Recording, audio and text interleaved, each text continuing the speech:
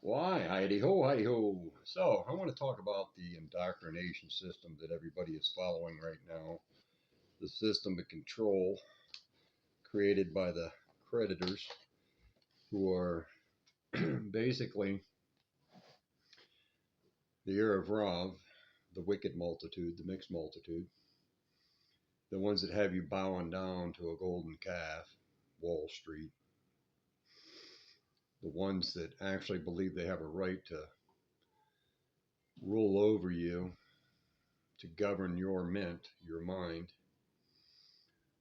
the ones that have the world so upside down right now, but it's all through the hands of Hashem, Allah the All, our Ima Abba, God. It's all through our Ima Abba's hands. And it says that we will be tested. So we're not supposed to covet what belongs to our neighbor. And our ultimate neighbor should be our Ima Abba, God, by all the many different names that our Ima Abba is known by. We're not supposed to covet what belongs to our neighbor. Our Ima Abba created all things from atoms with thought. Everything was first mental consciousness. And then there are those who use mental consciousness through their indoctrination system, their education systems. And if you go and you research anything to do with Rothschilds and the Morgans, the Stanleys, the Rockefellers, and all the rest, they come straight out and tell you what they're doing and how they feel about general society population. And there are those who need people to make decisions for them because they're not all the way in their right mind. So we have to be caretakers of those individuals. But it does not mean ruling over the masses for your own selfish gains. So, anyway, their indoctrination system, they have you using their calendars and their time zone act and following all those things, but also their addresses. And there is a deep um, indoctrination when you start using somebody else's names. So when I named the land and I have you using the name that I created for the land, now you're in my creation. I created you because you believe that you were created in my creation, is the way it works.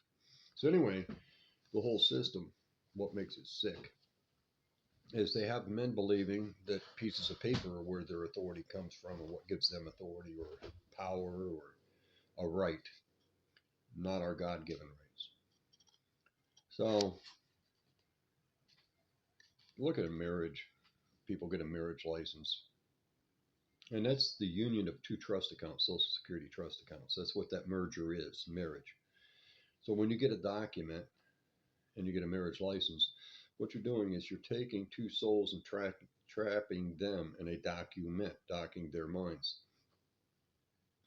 And it perverses society.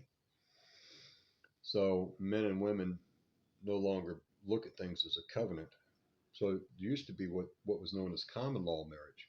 If a man and woman were together, that's one of the ways that you can receive a wife. You can get a wife. It's when the man enters into the woman, she becomes his wife.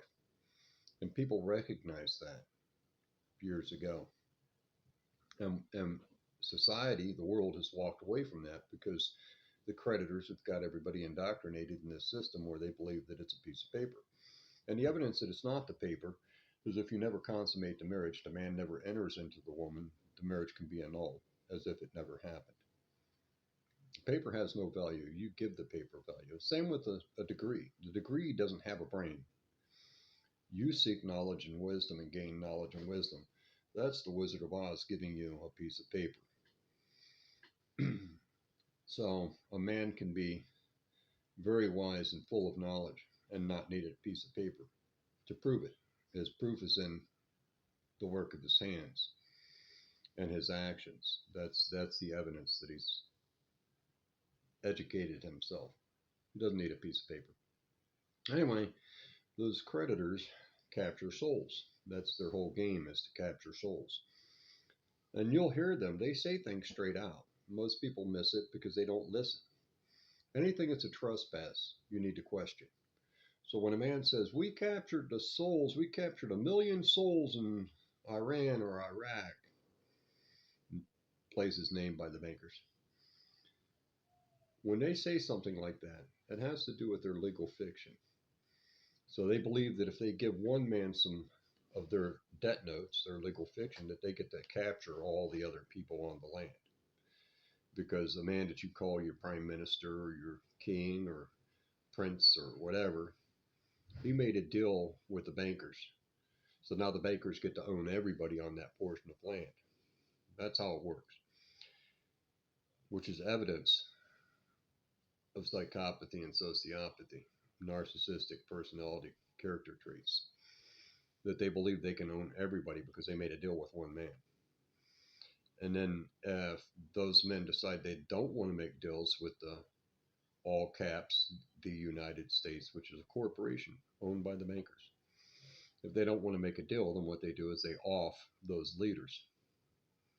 They remove them. And then they get somebody in there who's basically going to do what they want them to do.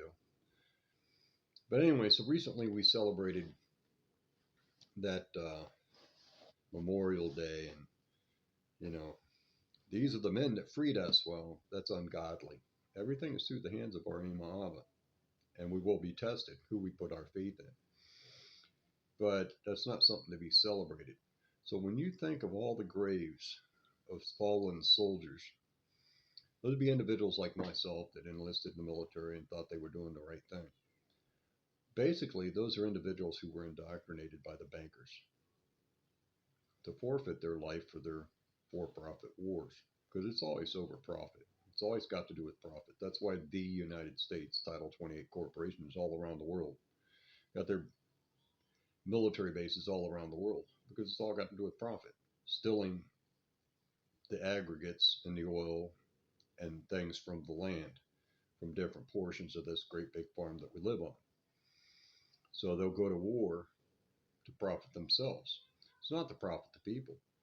So you look around this piece of land that many know as Turtle Island and others call America, at all the homeless and the shelters and buildings all just being dilapidated and falling apart in just about every major city. The roads,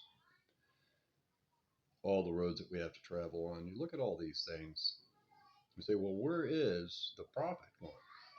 Or that they believe they have a right to take your sweat equity and have something like National Institute of Health.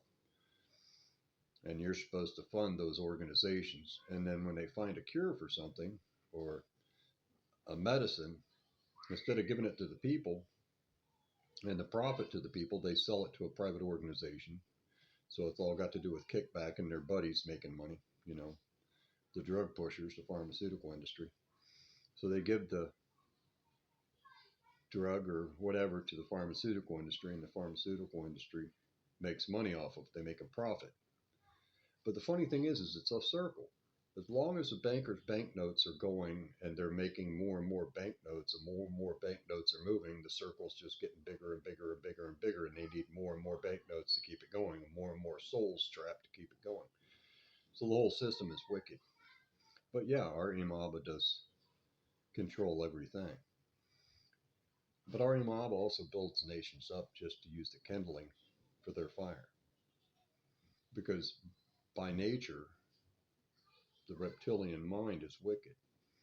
It's worried about base wants instead of base needs. We need food, clothing, shelter, intimacy between the masculine and feminine gender, man and woman, to keep the species going. Everything else above and beyond that is gluttony or a want for something that you don't need. More. Some sex with multiple different people, because no longer do you consider intimacy between a man and woman a covenant. It's the piece of paper. Freedom of travel, freedom of movement is not a piece of paper. That's a God-given right. We don't need paper for that. So fishing license, hunting license, those are all licensing taken away rights. You have a right to forage for food. No man can take that right away from you. So it all has to do with capturing souls, though. Using that Gregorian calendar, which was Julius Caesar's calendar. So render unto Caesar what's due Caesar. I've said this a million times. and that time zone act of the Gregorian calendar year 1966. So the Minister of Transportation makes your time. But in Torah and Tanakh, the five books of Moses, Moshe Rabbeinu, and a Christian's Bible, we're told when the day begins and ends. The sun rules over the day and the moon rules over the night. When the sun goes down, the moon comes up, it's night. Not at midnight, mid, meaning in the middle of the night. The day is ended when the moon comes up. So the moon rules over the day, sun rules over the night. The year begins in Nisan, spring, when the barley is in the month of Aviv, which means when it's leavening, when it's actually coming to where you can pick the barley. But that's when the year begins. We can see that in nature itself, because that's when most animals actually give birth to their young. Birds, lambs, most animals bird their youngs in the spring. That way they can get big enough before winter comes. So it's nature's divine creation that we can see all around us. Everything is rebirthed, born in spring. So Nisan, the head of the months, is in the spring, which usually falls right around April. So it's March and April in between. So spring equinox is when the year begins. But anyway, that's how the bankers beguile us, is with their documents. And we put our faith in those bankers. And any man who says it's my responsibility to care for you or keep track of you or care for your children is usually a wicked man. And the reason why I say that is because any man who believes he has a right to come into your tribe and dictate from the outside what happens with your tribe. I mean, as long as nobody's being harmed, no man has a right to come into your tribe. And it's not me making up something saying, well, I believe there might be harm. Kind of like I believe there's weapons of mass destruction, because generally those are the men who are causing harm. So kind of like Bush. I believe there's weapons of mass destruction, so they go and unalive millions of people to find what they knew wasn't there in the first place. So that's a message for today. Watch who you place your faith in. Place your faith in our Abba, God, Allah, the All, not in man, because man is able to be corrupted. Most are. Very, very few and far in between is there a man who doesn't accept banknotes, doesn't like the banking system, can't stand materialism. But that's a message for today. God bless. Much love.